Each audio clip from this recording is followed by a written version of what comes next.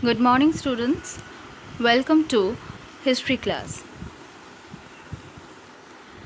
Today we are going to start a new chapter, the Crusades. This is chapter 8, and in today's class we will do an introduction to this topic. What were the Crusades? The Crusades were a series of religious wars between Christians and Muslims started primarily to secure control of holy sites considered sacred by both groups. In all, 8 major crusades expeditions occurred between 1096 to 1291 AD.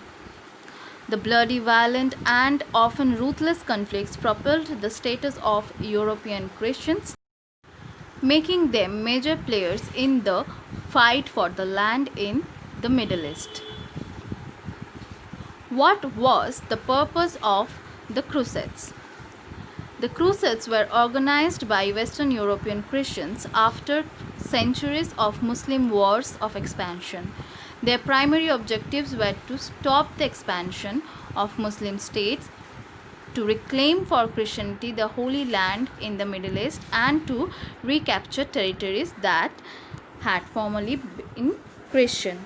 Many participants also believed that undertaking what they saw as holy war was a means of redemption and a way of achieving expiation from sins.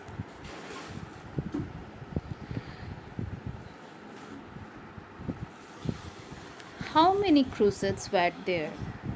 There were at least 8 crusades. The first crusade lasted from 1096 to 1099. The second began in 1147 and ended in 1149. The third crusade started in 1189 and was concluded in 1192. The fourth crusade got underway in 1202 and ended in 1204.